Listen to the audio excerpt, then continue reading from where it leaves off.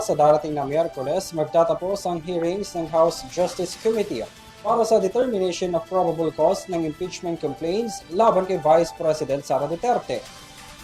Ito na ang ika-4 na pagdinig na inaasahang magbubuod sa nilalaman ng reklamo at kung may batayan ba ang mga ito para iakyat sa impeachment trial sa Senado. Wala pa mang desisyon na nawagan na si Senate President Pro Tempore Panfilo Ping Lacson sa mga kapwa niya senador na siguruhing walang kikilingan pagdating sa impeachment trial. Narito ang kabuuan ng balita. Sa Miyerkules, ika-29 ng Abril ang itinakdang ika-4 at huling hearing ng House Committee on Justice kaugnay ng impeachment cases laban kay Vice President Sara Duterte.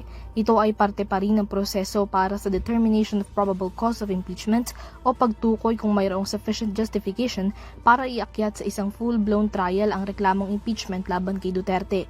Para kay House of Representatives Justice Committee Chairperson Representative Jervy Luistro, mayroon ng ilang miyembro ng komite ang nagpahayag ng posibleng pagpabor na mayroong probable cause para tumuloy ang proceedings sa paglilitis. Sakaling lumusot ang impeachment case at tuluyang i-endorso ng House of Representatives, nakatakdang mag-convene ang Senado bilang impeachment court na siyang tutukoy kung mananatili sa pwesto si Duterte o tuloy ng mapapatalsik bilang ikalawang Pangulo.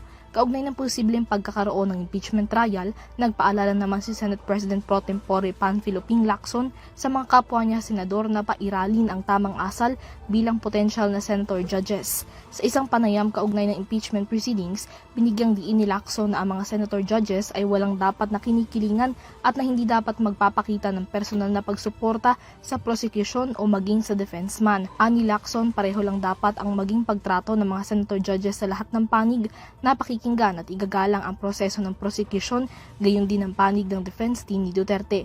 Dagdag niya, makaaapekto sa kredibilidad ng impeachment court sakaling may mga miyembro na magpapakita ng pagkiling o pagpanig sa kaninumang panig sa paglilitis. Sa ngayon, nakatakda na rin aniya magkaroon ng diskusyon ang mga miyembro ng Senado kaugnay ng posibleng impeachment trial kabilang na ang schedule nito upang hindi maapektuhan ng iba pang legislative duties ng mataas na kapulungan. Para sa EuroTV News, Mia Layagin sumasaludo sa bawat Pilipino.